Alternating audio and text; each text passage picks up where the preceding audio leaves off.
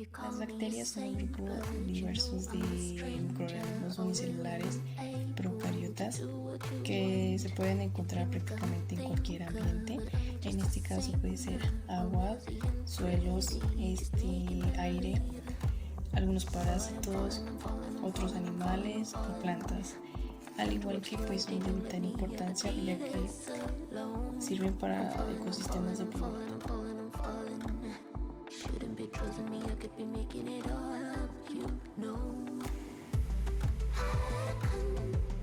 Bueno, ahora vamos a hablar de la nutrición bacteriana. Esta es la necesidad de las bacterias para obtener su energía y poder vivir y crecer. Vamos a entender que existen dos tipos de nutrición, la nutrición autótrofa y la nutrición heterótrofa. La autótrofa se va a referir a que son las bacterias que crecen sintetizando sus propios alimentos a partir de sustancias inorgánicas sencillas, y esas no necesitan recurrir a otros seres vivos para poder producir su propio alimento. Su fuente de carbono va a ser el CO2. La nutrición heterótrofa va a utilizar una fuente de carbono orgánica, y esta la va a transformar en nutrientes y energía. Esos microorganismos van a requerir de nutrientes básicos, los que conocemos como macronutrientes y micronutrientes. Los macronutrientes van a encontrarse formando parte de los hidratos de carbono, lípidos y proteínas de la bacteria, como pueden ser el hidrógeno, oxígeno, carbono, nitrógeno, azufre, fósforo, entre otros. Los micronutrientes son los que van a intervenir en las reacciones catabólicas y van a contribuir al mantenimiento de la estructura de las proteínas. Estos pueden ser el cobalto, el molibdeno, el zinc, el manganeso, entre otros. Posteriormente también vamos a encontrar los que son los metabolitos esenciales. Estos son los procesos catabólicos bacterianos que van a dar origen a dos moléculas esenciales. Estos son las dos moléculas esenciales que son esenciales en las rutas metabólicas de los lípidos y los aminoácidos. Estos procesos catabólicos son el piruvato y el acetilcoenzimado.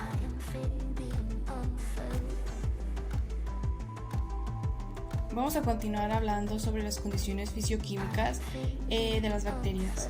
Van a ser aquellos factores externos que permiten a las bacterias desempeñar sus funciones. Los principales van a ser la presión osmótica, que en este caso es cuando las bacterias se exponen bruscamente constante a elevadas concentraciones salinas. Por osmosis se produce una salida de agua al exterior y la contracción de la célula trae un efecto bactericida.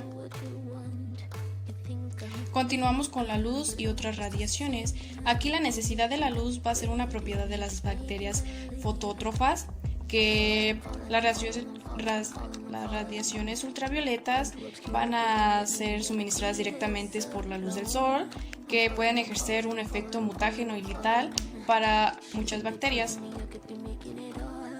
Continuamos con la temperatura, que pues las bacterias se van a clasificar en categorías según los márgenes de temperaturas en los que puedan desarrollarse. En este caso van a ser psicrófilas, que son de 5 a 35 grados centígrados, las mesófilas, que van a ser de 20 a 40 grados centígrados, y las termófilas, que son de 40 a 80 grados centígrados.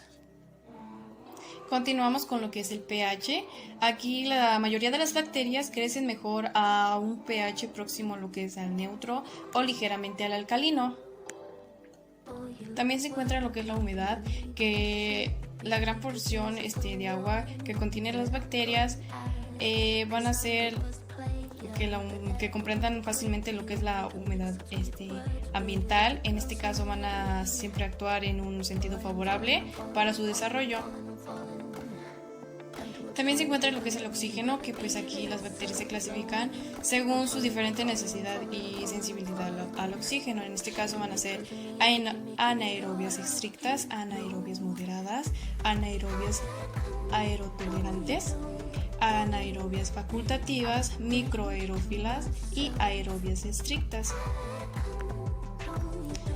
El potencial de óxido de reducción, aquí va a indicar lo que son las relaciones de oxígeno de los microorganismos vivos y puede ser utilizado también para especificar el ambiente en el que un microorganismo es capaz de generar energía y sintetizar lo que son nuevas células. Por último, el dióxido de carbono. En este caso, pues se les ve favorecido su desarrollo por pequeñas cantidades de dióxido de carbono, pues habitualmente pues les es suficiente con el proporcionado de la atmósfera o el que se obtienen de las reacciones de oxidación y fermentación de la propia célula. La mayoría de las bacterias se presentan en una de estas siguientes formas básicas, como es el caso de los cocos, los bacilos y los espirilos. Los cocos son bacterias semiesféricas, se presentan de diversas formas, las cuales son 5. Los diplococos son bacterias que quedan en forma de pares después de la división. Los estreptococos son cadenas de 4 o más células después de su división. Las tetradas son agrupaciones de 4 cocos de forma cuadrada. Las sarcinas son paquetes de 8 células en forma de cubo. Estafilococos son agrupaciones en forma de racimo. Los bacilos son bacterias de forma alargada semicilíndricas y se encuentran ya sea aisladas o agrupadas, las cuales se dividen en 5, que son cocobacilos, que son una especie redondeada, difícil de distinguir. Diplobacilos son pares de bacilos. Streptobacilos son bacilos agrupados en cadenas. Formas filamentosas son bacilos que crecen de forma en fibras. Bacilos falciformes son bacilos con los extremos más delgados. Espirilos son aquellas bacterias que se presentan más de una curva. Tal es el caso de los vibrones, que son bacterias curvas en forma de comas. Espiroquetas son microorganismos helicoidales y flexibles, se desplazan mediante filamentos axiales. Algunas otras se presentan en forma de estrella, forma de filamentos o de hélices. La estructura de la bacteria se puede dividir ya sean constantes en las células o no, y permanentes o variables. Estructuras permanentes. Se encuentra la pared celular, ubicada fuera de la membrana plasmática. Es una estructura vital para las bacterias que la poseen. Membrana celular. Estructura vital para la bacteria que representa una barrera que separa el interior al exterior de la célula. Los ribosomas son libres en el citoplasma, están compuestos por proteínas y ácido ribonucleico. Pueden presentarse aislados como el poliribosomas asociados al ARN mensajero o al ADN cromosómico. El material genético es el ácido desoxirribonucleico cromosómico, que es el submaterial genético que está constituido por moléculas ADN circular, enrollado sobre sí mismo. Los plásmidos constituyen material genético extracrónico, están constituidos por secuencias cortas de ADN. Estructuras variables. En ellas se encuentran los flagelos, son filamentos proteicos helicoidales, delgados y rígidos de longitud y diámetro uniforme, responsable de la movilidad de la bacteria. Fibras o pilis. Son estructuras filamentosas proteicas que se necesitan flagelos por su diámetro y no posee estructura helicoidal, no cumplen funciones de modalidad, son estructuras variables y cumplen funciones de adherencia o receptoras. Cápsula. Cuando existe una ubicada por fuera de la pared celular, las bacterias producen material capsular que se asocia intermitentemente a la superficie de la célula, recibe el nombre de cápsula. De ahí sigue capa musitalginosas. Es una cubierta flexible, mal definida, de márgenes distintos, no uniforme en densidad y grosor. Difícilmente una única membrana extra a la mureína, por lo que puede ser eliminada fácilmente. Esporos. Algunas bacterias gram positivas pueden formar una estructura especial inactiva de resistencia denominada endospora o espora, que desarrolla dentro de las células vegetativas. En los elementos internos bacterianos se encuentra el citoplasma, que es un elemento obligado de las bacterias. Comprende todo lo que hace por dentro de la membrana citoplasmática, a excepción de las regiones de las que se encuentra el ADN cromosómico y unas de las hay los plásmidos. De ahí tenemos el ADN bacteriano o ADN cromosómico. Se sitúa en la región citoplasmática denominada nuclear o nucleoide, donde que también se utiliza designar de cierto ADN. Los plásmidos, que se encuentran en la estructura permanente. Los elementos transportables son fragmentos del ADN no autónomos, desean siempre en estar integrados al otro ADN.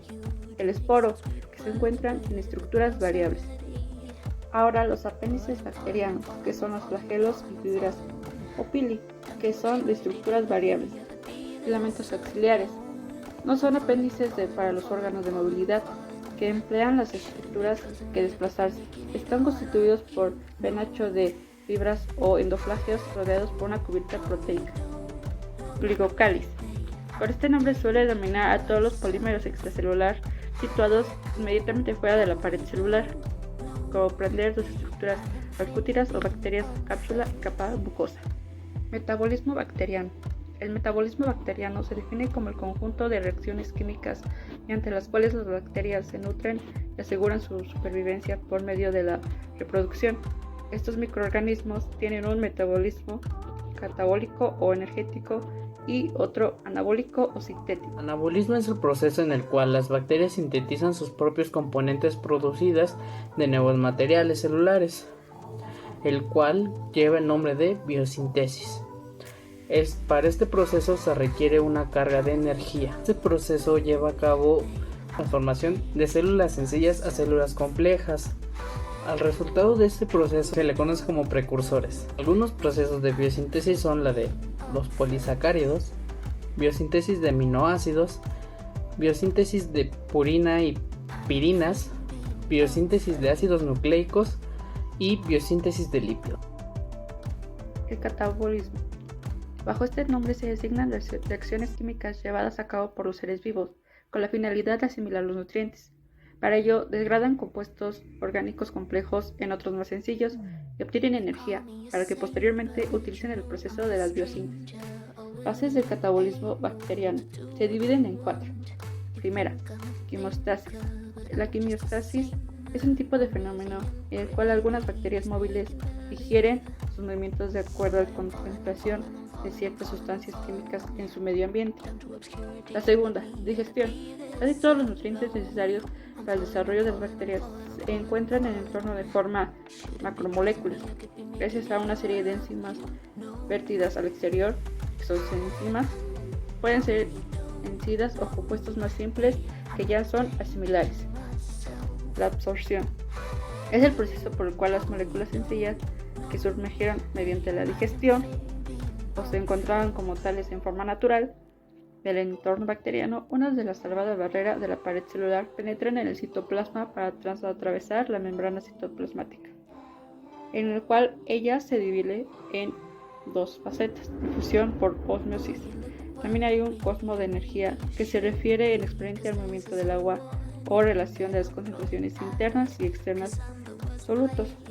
Transporte asociado permeasas. Las permeasas son proteínas enzimáticas en la membrana citoplasmática, cuya misión es mediante un cambio de conformación trasladar compuestos a través de ella. Se han definido 3 tipos de estas proteínas: uniportadoras, importadoras y antiportadoras. La cuarta fase es la preparación. Las sustancias que integraron en la etapa anterior, ya sean simples o complejas, experimentan una serie de reacciones catalizadas por endógenos hasta llegar a productos sobre que tienen lugar una oxidación biológica. El crecimiento bacteriano se le va a denominar así al fenómeno por el que una célula bacteriana se divide mediante un proceso asexual denominado fisión binaria. En este caso, el resultado final es la formación de 2 células hijas, cada una con la misma cantidad y el mismo tipo de información genética. El crecimiento bacteriano ocurra, existen serie de características necesarias para que se pueda llevar adecuadamente. Como por ejemplo, tienen que tener un ambiente en donde puedan desarrollar todas sus funciones metabólicas para sintetizar todos los compuestos que necesitan a partir del medio. Para que el procedimiento se pueda realizar, va a existir una curva de crecimiento en donde se va a introducir la bacteria en un medio de cultivo, en donde no se va a poder alterar ningún procedimiento y así se podrá generar la curva de crecimiento con 4 etapas. La primera fase, que es la fase de latencia, sería la etapa de adaptación al nuevo medio de cultivo, donde va a depender del parecido que exista entre el medio del que proviene al nuevo medio. La segunda fase sería la fase logarítmica, que va a existir un aumento en el número de bacterias en el medio de cultivo, es decir, que van a alcanzar su máxima duplicación. En donde la actividad metabólica es intensa y su síntesis de elementos estructurales se va a acelerar. En la fase estacionaria es donde se van a ir agotando ya todos los nutrientes que se acumulan, sustancias tóxicas, y la actividad metabólica y el ritmo de división van a disminuir. La cuarta fase, que sería la fase de muerte o el declive logarítmico, es cuando ya no va a existir ningún tipo de nutriente y va a provocar que la curva de crecimiento